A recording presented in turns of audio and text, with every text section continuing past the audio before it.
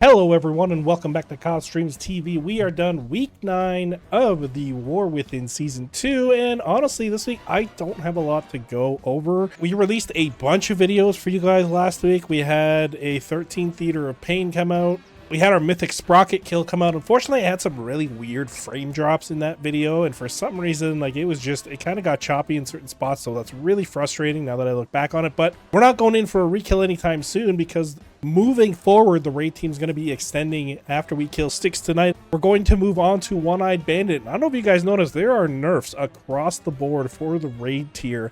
And honestly, I'm a little disappointed. Like, I'm glad we're getting the nerfs because it's going to help some guilds, including ours, push through, potentially get CE. But what Blizzard is now doing is kind of creating an environment that they've made the raids so difficult that the only way to kill the boss is to out DPS the mechanics later in the fight that could actually end up wiping you, right? So for example, Sprocket is a great example of this. Now with the damage output that you do, you can skip the entire last phase. So all of the void orbs that come out and attack you can be completely skipped. So it's really changing the way the raid kind of works, right? We've got so much news in the World of Warcraft community right now. Ian Hazakostas discussing how we're getting the rotational helper, which in my opinion, I think this is a good thing. It's the same as like Heliki, that add-on that people used to use. The thing with the rotation helper is I think it's going to be difficult to nail every single spec and the intricacies of every single spec because you have to be aware of the cooldowns you have up, or how many stacks of something that you have. So I will definitely try it for some content across the different tanks and go do some like Mythic Plus and see what that feels like. So I'm looking forward to that. And then we also heard about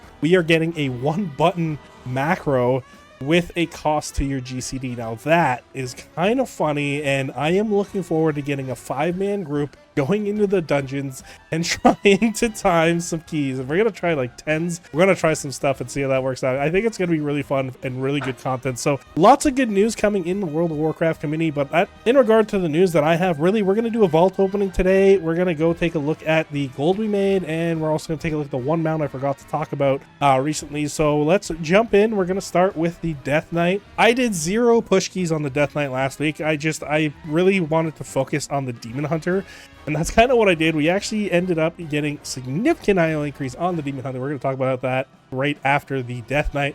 But let's jump into the game. Let's take a look at what the Death Knight gets in his vault. I'm really excited to see what we get because we will have the full raid slot and the full Mythic Plus vault slot once again. And what I'm going to do is I'm going to open my vault in Blood Spec. Now, I know I usually open in Unholy, but the trinkets that I need, or some of the last pieces that I need for the DK, are available both in Blood and Unholy. So let's see what we get. Oh, that's right. I didn't do all 3 of the Mythic Plus because I only ran 4 keys and they were just 10s. But let's see what we get in our vault today. Once again, we got the Rick Reaver boots. I believe we have a pair of these in our bag right now. We have a hero track pair, so we do have these if we want to take them for Unholy. Next, we have the cape. We're running a crafted, not really the best stats anyway, so I won't be taking that. And then also crit mastery feat. Heavy on the crit, which actually would be good for us. We have such high mastery right now that that's not a bad choice. I may sim these to see what that looks like. Haste mastery neck piece. This is definitely one of our better necks for Unholy. And we have a crit mastery with leech ring. Once again, great for Unholy. So we opened our vault in Blood and we got all of the best gear for Unholy. But when we open it in Unholy, we get nothing for Blood. Oh my goodness.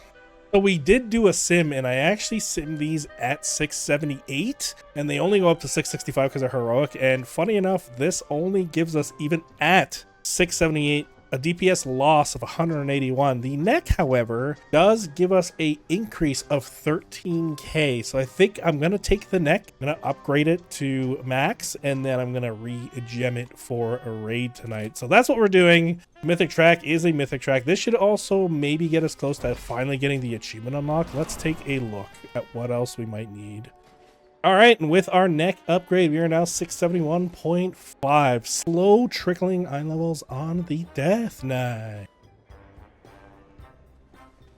All right, and next up we have the Vengeance Demon Hunter. Definitely some upgrades that we could talk about. I did a lot of upgrades with, I finally went and got the Rune Crest that I needed, so I had to go run 7 6s to actually get Rune Crest so I could upgrade my gears. So I did go do that. I upgraded as much as the gear as I could after getting the Rune Crest I need. I still need, I think, 1 more key to be able to upgrade my feet, and then hopefully moving forward I get like 4 of 6 or higher so I don't have to go back and do Rune. But the DH is looking really good, 665.56 eye level, and then and with our IO, we did the unthinkable. We hit 3k IO on the DH, and we had some really good keys on the DH as well to hit that 3k. We 2-chested a 12 prior, we got a 13 workshop, and then we also got a 13 theater of pain just by the skin of our teeth. I actually forgot to pull a pack. We had to go back and kill one of the commanders. So overall, very happy with that. The DH is 5 iLvL away from the Death Knights, so I'm wondering if I push him up to 13 all the way across first. I don't know what we're gonna do here, but definitely looking good on the DH. Let's open up his vault. We are doing it in Vengeance because some of the trinkets we need are available in that spec, and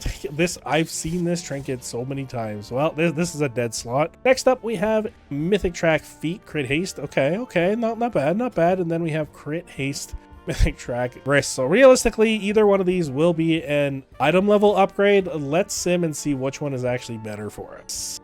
All right, so after running a sim, although these wrists are actually our best slot for our wrist slot, they are only a 7k DPS increase immediately. The feet, however, are a 12k DPS increase immediately. Of course, this is dependent on me being able to upgrade them all the way, which we might be able to. So let's take the feet and see what that places our Demon Hunter in. And that brings the DH to 667.19 with a 13 Rookery, Resilient Rookery. Also, not a bad spot for the Demon Hunter going into week 10.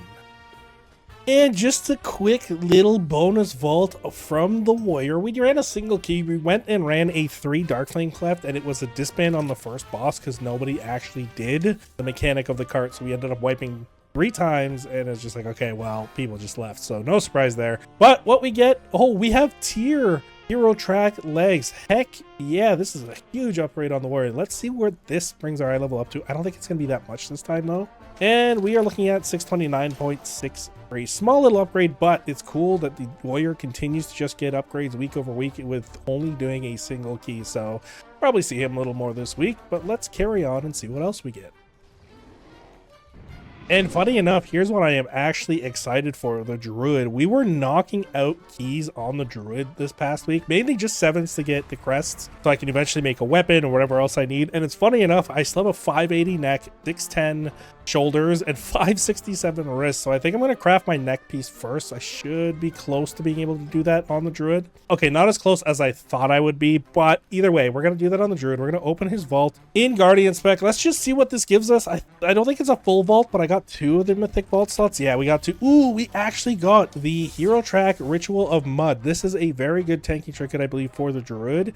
And then we have Crit Mastery Ring, which basically just flips our stats. I really think it's going to be the Ritual of Mud. Let me just validate that against some resources here. Yeah, so just so we can get rid of this Algari coordinates, we are going to take the Ritual of Mud. It comes with Verse. Verse is very good for Guardian. So let's throw that on. It's not going to be a big eye level increase, so I'm not too worried about that. But with the Druid, the one thing I do want to show you guys is his IO increase. We managed to hit 2k on the Druid, meaning our journey to 2500 is steadily moving forward. The Paladin originally was above the Druid, but now the Druid has surpassed the Paladin in IO. And I think just getting these 2 keys will bring us up probably around like 2150, 2200, and then that means we can start pushing 8s and higher. I think the one thing the Druid definitely needs right now is I do need to replace these pieces of gear. I think the eye level might start kind of hurting if I get into those keys, but that doesn't mean I'm not going to try. I am going to take my key and I'm going to see if I can push it up as high as I can. It's a 7 floodgate, simple enough. So let's take the Druid and just push his key up as far as he can go until I just start getting destroyed by mobs. It is a fort week, so we'll see how that plays out. That is definitely the plan on the Druid. I'm actually really excited to keep pushing on the Druid. He has felt fantastic. That is going to be the plan for the Druid, and that is it for our vaults. I didn't run the Monk and I didn't run the Paladin this week. I was, like I said, heavily focused on the DH. It was just so much fun, and the Druid. So the other thing I did want to talk about is the mount that we got for the week. I actually got this mount a couple weeks ago, but I forgot to mention it. But it is this guy right here, the Enterprising Shredder Tank. This is the mount you actually get for getting 3k IO, and I completely forgot to mention it after my DK got 3k IO. Oh, here it is. I honestly think that this one, although it does look kind of awesome, the 2500 mount you get has the red highlights on it. To me, I think looks a little bit better. So really glad that I got the mount. Forgot to mention it, but yeah, here it is. This is the Enterprising Shredder Tank. This is the mount we got a couple weeks ago. And lastly, before we kind of go into a recap of what the next week will entail, let's talk about our gold farming adventures. Once again, the week. So what I've noticed, the weeks always start out very, very quiet. So in terms of sales, I don't make a lot until about like the Friday morning into, you know, Sunday. That's really when all the sales happen. So throughout the week, I'll get a couple here, a couple there. Although already this week, I've sold about 40K in transmogs just from a few items. And this seems to be the trend. I'm always kind of worried that I'm not making enough in transmog sales, and then suddenly they just kind of blast out. I am also farming some resources to kind of help with offset any weeks that are slow. Looking at our total gold increase for week 9, we made 271,106 gold in total for week 9. So it looks like so far week over week over week, we're making about 200K. The goal, 100K a week. As long as we hit that, that means we can continue to buy a WoW token every month with 100K left over to spare if we want to go buy stuff for our pushing characters, whether it's pots, flasks, or whatever we need. So we can do that, recrafts, etc. But we are doubling that right now. So far I'm making about 800,000 every month just from transmog sales. I did do a couple restocks last week, so I spent some time running some dungeons and the open world. And I have to follow up with one of the streamers I watch because the open world farms were all nerfed. And I think it's a bug. We all think it's a bug. It was not done on purpose, but it's still a problem. So you can't go do those 5-man farms in Silithus or some of the other places that I used to farm to get some of those big selling items, right? So that's how our gold is looking this week. And that is really it for a week 9 recap video. Like I said, there isn't really a lot to go on, so I've been on the side. I'm thinking of what I can do to make these a little more engaging, change them up a little, maybe talk about something that stood out in the week, that one thing or whatever, because I feel like we're kind of getting that, we're so late in the season, these are starting to get repetitive. And so I want to see what I can do to make this a little more interesting. What do you guys think? Do you guys got any ideas that I could maybe try out that you want to see from the videos? Maybe updates on how the keys went, challenges I had with the tanks, where I see there's bottlenecks, where I see there's progress, what tanks actually feel better and why. Now the challenge with that one is that I want to hit 2,500 on all the tanks, and then I can really do a comparison video. But that, you know, that requires time, that requires gear, and that requires some luck, because if you don't get the gear, you can't really push on some of the tanks. Like Monk is a great example. I'm going to fall off due to eye level once I start hitting higher keys. So even though I've timed the 10 on the Monk at 645, that was with a coordinated group and we were able to kind of communicate. I think it'd be a little difficult in a pug. I doubt I would get into a 10 on a pug unless it's my own key on the Monk. So going into week 10, I plan on continuing to push on our tanks. I think the Druid is going to get a little more care, and I'll see if I can push him as close to 2,500 as I can. The DH and the DK are going to be the characters I'm just going to pick one and push on it. The DH is a lot of fun, so I may push on just the DH this week and do the 410s on the DK, or I might flip that around, or I might just try to push on both and see what happens. So hopefully next week we got some updates around that. And then for raid, we are going to extend on One-Armed Bandit. I am looking forward to that. See how long that boss takes us and how the nerfs change the feel of the fight.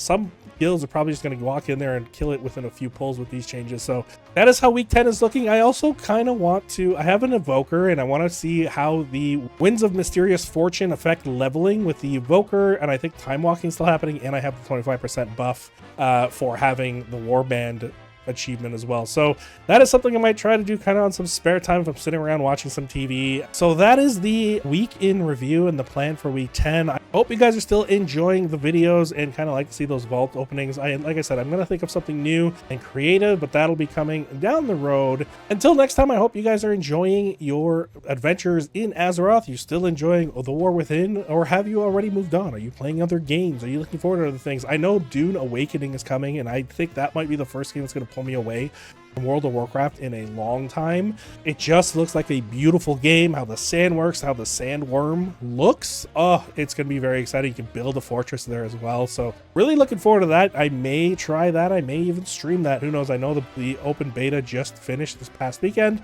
But that is it for me. Good luck in your vaults. Have a fantastic week, everyone. Thank you as always for tuning in. Peace out, everybody.